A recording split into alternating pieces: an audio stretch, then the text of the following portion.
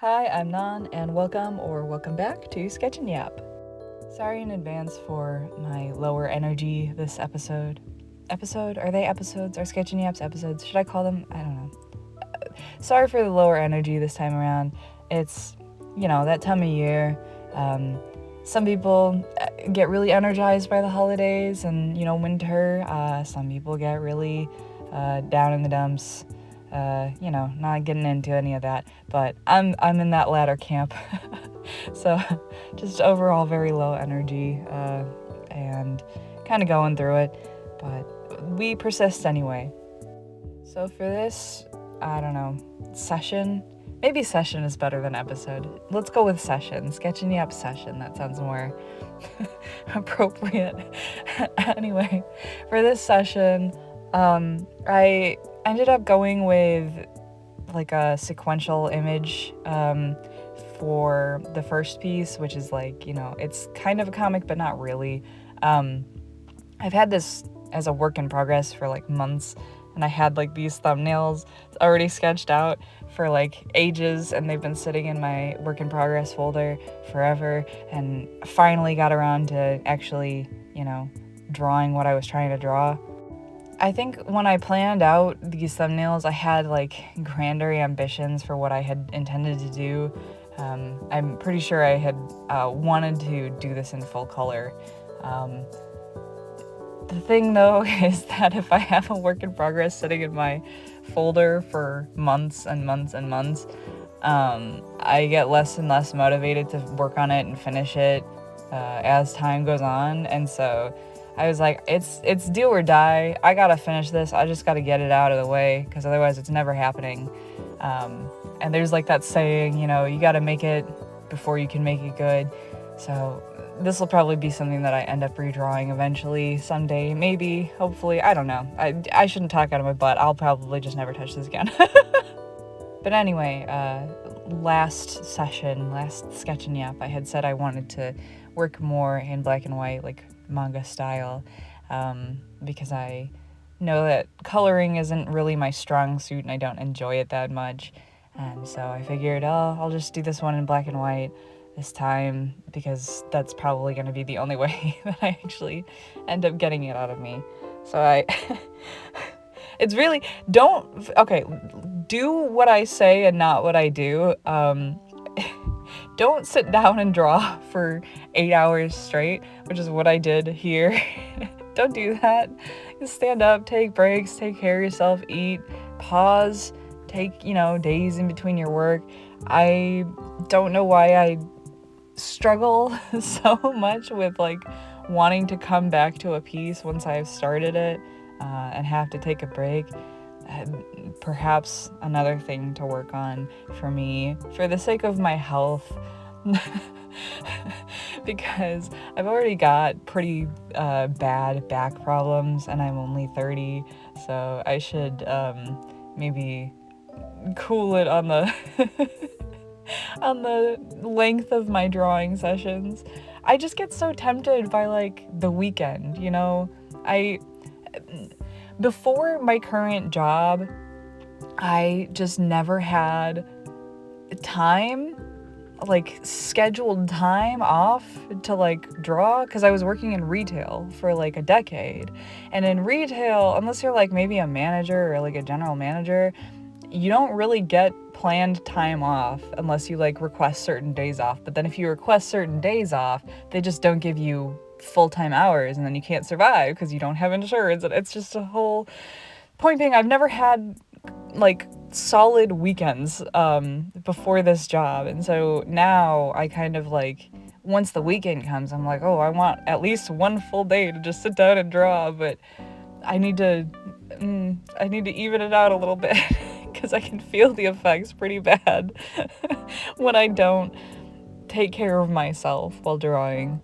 Some small little updates before I talk more about the actual piece that I'm working on.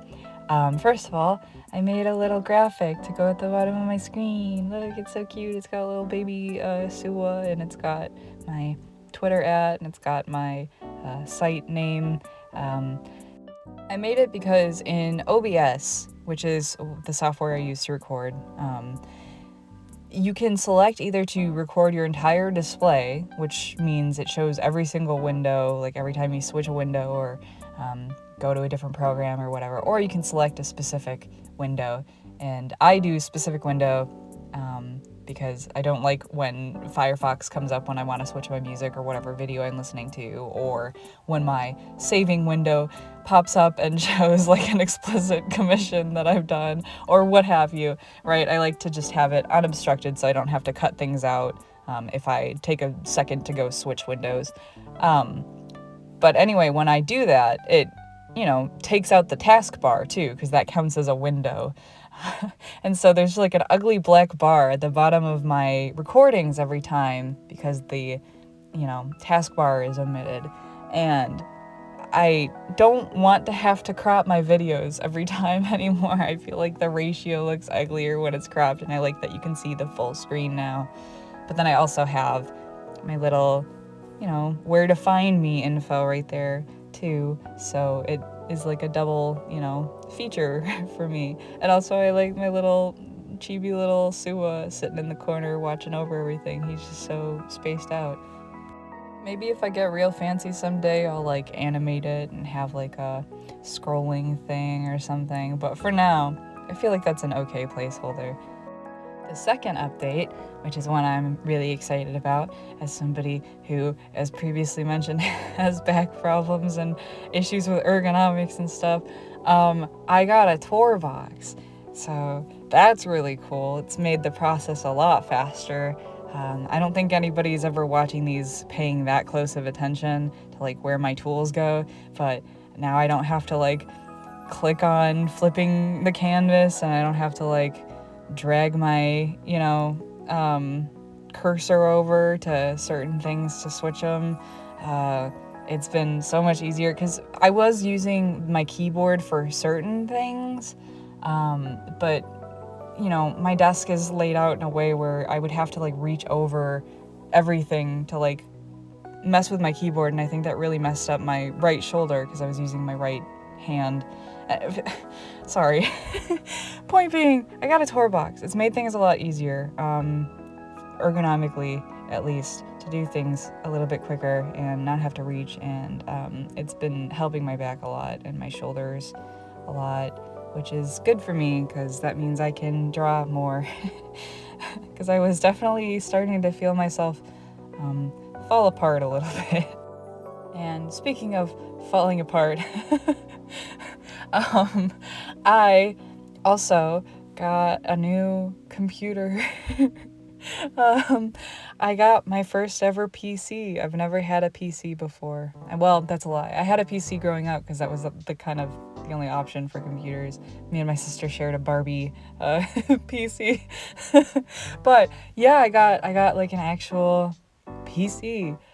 Before I was using a Surface Pro 8, and it definitely caused some issues with trying to record video.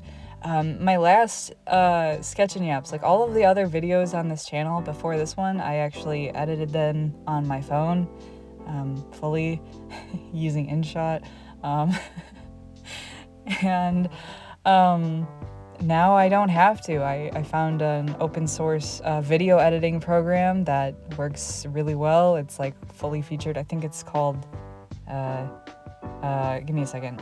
Kdenlive is the name of this video editor. I tried OpenShot, but that unfortunately for some baffling reason only has options to speed up videos by like 2 times, 4 times, 8 times, 16 times, not like a specific percentage or like to a specific length, which is just a really bizarre choice for a video editor in 2025, but hey, it's whatever. Found a different one that's free and, no watermark or anything like that. It's open source, so that's really cool.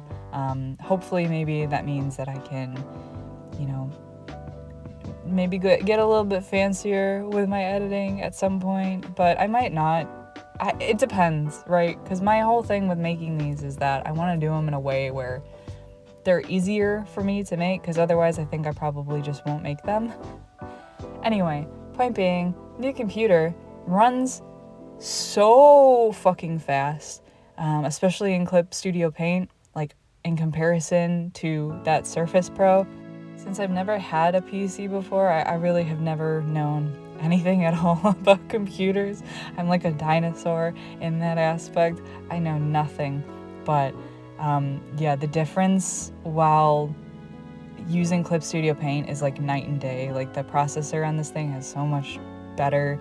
I can like make the brushes as big as I want, even when they're textured or like decoration brushes, and they don't lag and cause a bunch of problems, and it's just like really awesome. I'm like, whoa, I'm so powerful. I feel like a wizard. Yeah, and so I can edit and stuff like that. And it takes, like, before, when I was exporting my videos, right, like when I sped them up and everything, it would take probably like 2 hours, and I'd have to leave my phone screen unlocked and not be able to use my phone while exporting the video. And now it takes like 38 minutes to render this video. And like, it's just so cool. I don't know, because like before, when I would try rendering video on my Surface Pro, it would take like 12 hours to render 5 minutes of video. So to give you an idea of how not powerful it was. So anyway, I'm just really excited. It's a big expense. It's a little scary, but I've been meaning to do this for a long time, and I figured better now than never, because, you know, price of RAM is going up, and like it's Christmas, so there was like an insane sale. I got $400 off this thing. It's crazy. Technology is amazing. Anyway. Okay, so updates are out of the way. Back to the piece that I'm working on specifically. This is a little bit of a vent piece, kind of, but it's mostly related to Suwa as a character. One of his biggest sort of struggles is trying to figure out who he is as a person. He really, really deeply struggles with having his own identity beyond how other people perceive him and who he can be for other people. And so this piece is meant to reflect that, I don't know, sort of existential struggle of not knowing who you are without the context of other people. And so I kind of just, I don't know, I made random mob characters to go along with this. I might make some of them into OCs, I might not. But yeah, just trying to portray the fact that he mirrors others when he interacts with them. So it's really hard to pin down who he is and like what he's actually like. And that's not just for other people, it's for him too. He really struggles with that. He doesn't know who he is. And I think that's a pretty relatable feeling, especially when you're neurodivergent. I think that's very, common. From what I understand, other people also struggle with that. And so I was kind of trying to capture that whole experience with mirroring and just feeling like, you know, you're whoever the people around you are when you're around them, because you just can't figure out how to be human. I think I touched on this once before, but yeah, it's again, it's mostly related to Suwa and like his character, but definitely relatable to me on a more personal level. So it's a little more angsty of a piece, I think, which I think is clear from like the final image in the set with the outline in white and the question marks and everything like that. It's very angsty, like, you know. But hey, I feel like sometimes you gotta be angsty to express the idea you're trying to express in your art, because I think concepts like this are a little bit vague unless super on the nose imagery is used like that. I had fun with drawing and designing these mob characters. I based them on previous OCs that I don't ever use anymore. They're not entirely like one-to-one, but I thought it was fun to just draw random characters that I don't intend to make into their own thing. I like drawing people and characters, and I think practicing my design work and stuff like that is really fun, without the stakes of, having to make it into anything eventually. But now I kind of want to make them into something eventually. I don't know, man. I always do stuff and I'm like, wow, this is really fun, and then I stress myself out about it because then I'm like, I need to make it serious now. And it's like, why would you do that? You're just talking about how good it is and how easy it is and how much more fun it is this way. Anyway, I hope I was able to capture the vibe that I was going for, and I hope that it's kind of clear what I was going for. Thankfully, one of my oomphs on Twitter got the message very clearly and analyzed the piece, and I was really grateful for that because I was like, wow, okay, all right, at least I'm not just imagining that I'm communicating something here. Which is great. I love that. I love to have my stuff be received in the way that I intended for it to be received. I feel really lucky whenever that happens. I forgot how difficult it was to draw characters interacting, especially from a profile view. But I'm glad that I tried it again. I think this is more evidence to why I could not ever become a comic artist, because 4 panels in 7 hours, and they didn't even come out well. I try to not talk negatively about my own art because I think that's not really conducive to learning anything. I think there's a difference between critique and talking negatively and being able to identify my weak points and stuff like that. This one though, I'm I'm not a huge fan of the fact that the proportions came out all different. I think I could have spent more time working on that and less time trying to refine the line work that I didn't really need to refine because the sketch was clean enough that I probably could have just gone with that. I don't know. I have some qualms, and I also kind of regret now that I just rushed through to try and finish it by coloring it in black and white, because I could have colored it full color if I had just taken a break, but I just didn't want to come back to it. I don't know. I ended up making my 2025 art summary already. I know I'll draw more this year. In fact, I already have since I made that, but I think I was happy with the pieces that I chose to put on there, and so I was like, I don't think I'm gonna outdo December. But after making it, I kind of was looking at it, and I definitely had some issues this year with, I don't know, pushing myself, I think. And I think it makes sense because I had a lot of problems with my back this year. I had a lot of problems with my mood this year, returning mental health issues after a long time without them. Basically stuff that impacted my drive to create art. And so I was surprised that I ended up making a decent number of pieces this year in spite of all of that. I didn't miss any months, which is good, There were some art summaries, because I've been doing them since 2010. There are some of them that I missed multiple months at a time and wasn't able to draw in. I still, though, looking back at what I did make, I feel like I didn't really push myself as much as I could have. And I kind of regret that. I feel like I could have learned a lot more this year if I pushed myself a little bit harder to, I don't know, instead of focusing so much on quantity of pieces made, if I focused more on quality, which I know I've said repeatedly, I just like to get my ideas out. But there was a comment on my last Sketch and Yap that it really resonated with me, and it was along the lines of because I had been talking about my art metronome brain of wishing my brain would just stay in one place of being proud of what I make, where the commenter mentioned hey, the desire to learn and the desire to improve is kind of what makes art fun. And I do think that's true to a certain extent. I think reframing it in a way of I do want to improve, I do want to learn, I do want to get better, and also I want to keep in mind what improvement looks like for me personally and not comparing it to the people around me, if that, tracks.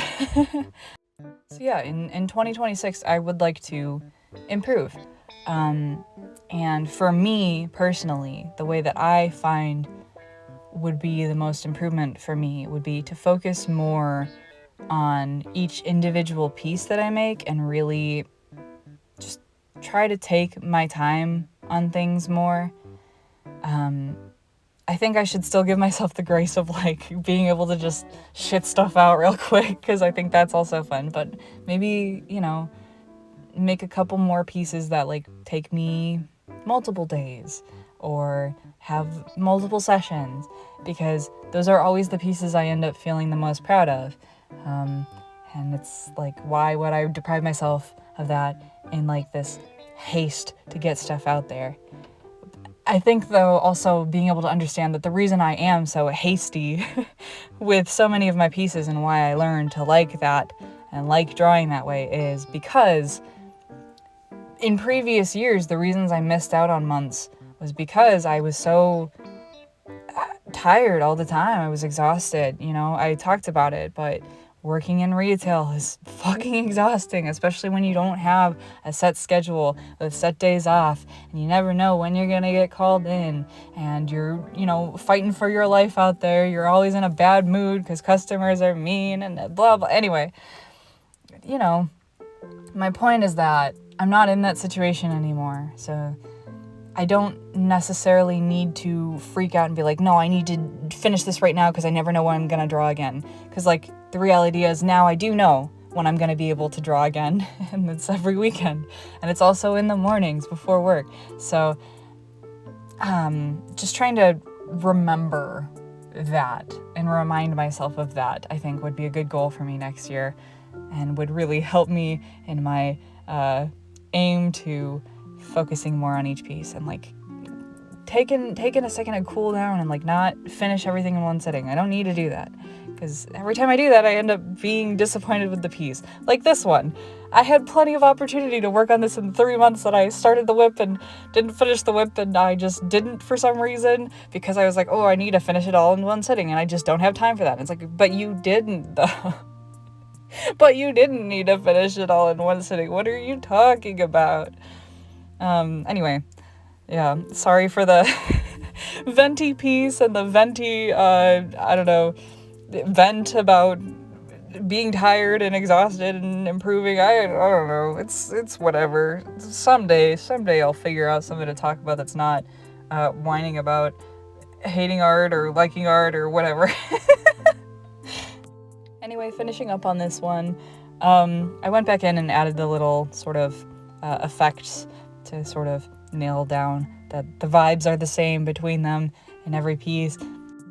I hope that next time I try to express a concept like this without any words, I can maybe believe in my own ability to portray it a little bit more, where I don't feel like I need to add those things in last minute. I don't know. I just hope that the message comes across clearly enough that you sort of get what I was going for. Someday I'll be confident in my work. Someday, if I just pretend hard enough. Anyway, that's it for this piece, or I guess these 4 pieces. I don't know, it's kind of a comic, kind of not. Anyway, next piece. This next one, I mentioned doing something like this, and I think it was Sketching Yep 2, and I somehow managed to forget to record, which sucked, but I decided I'd do it again just to show kind of what it was that I was talking about.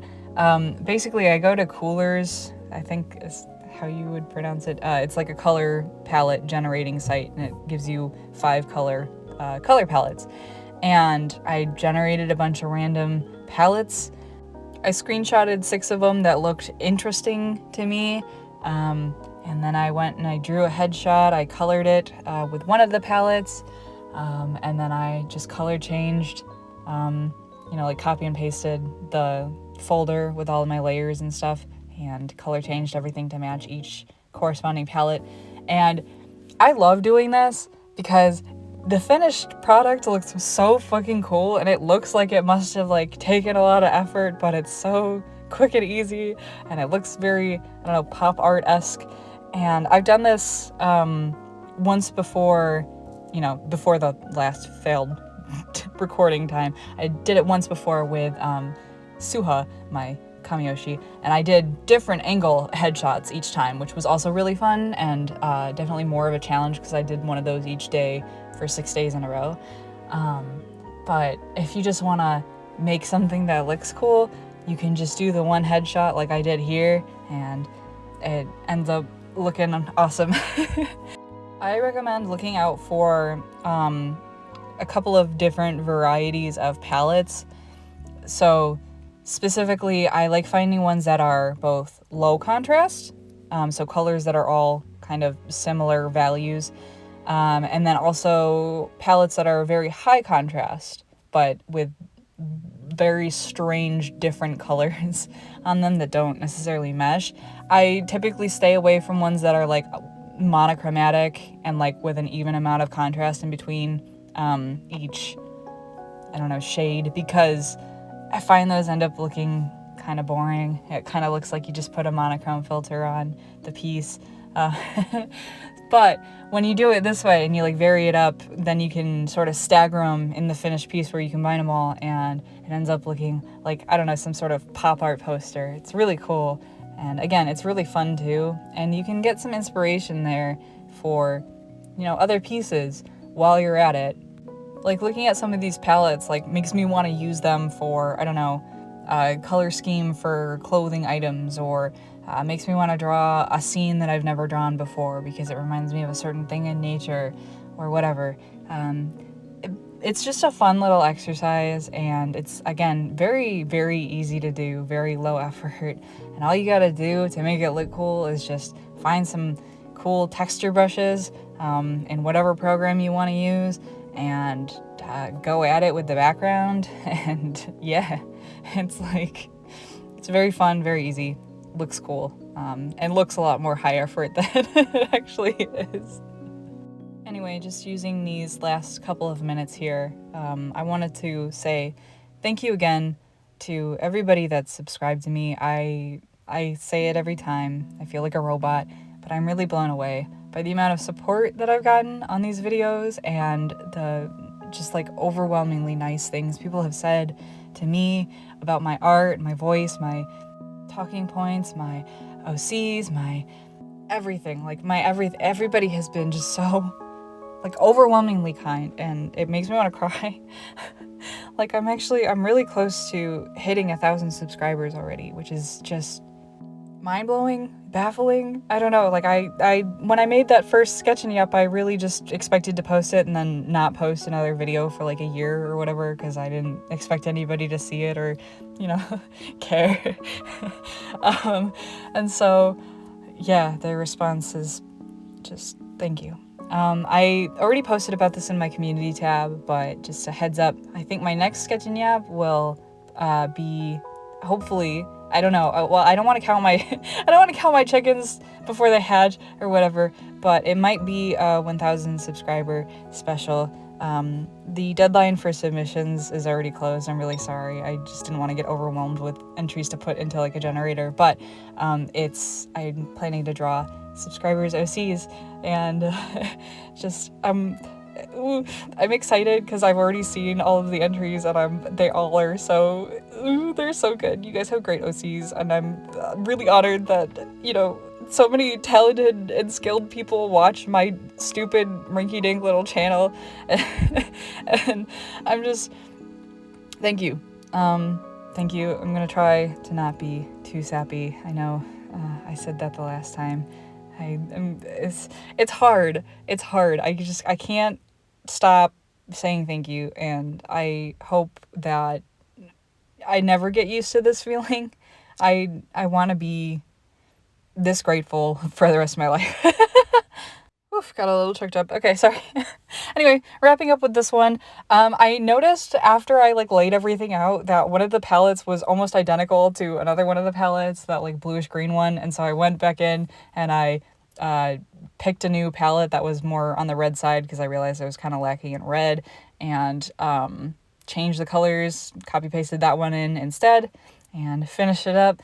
And that just about does it for this session of Sketch and Yap.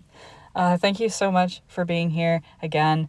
And if you were working on something while listening to this or watching it, I would love, more than anything, if you could show me what you worked on in my community tab. I have it open for subscribers. If you want to share your work there, I'd really love to see it. That would just be so cool. Okay, anyway, thank you so much. I hope you have a great week, day, month, year. Bye!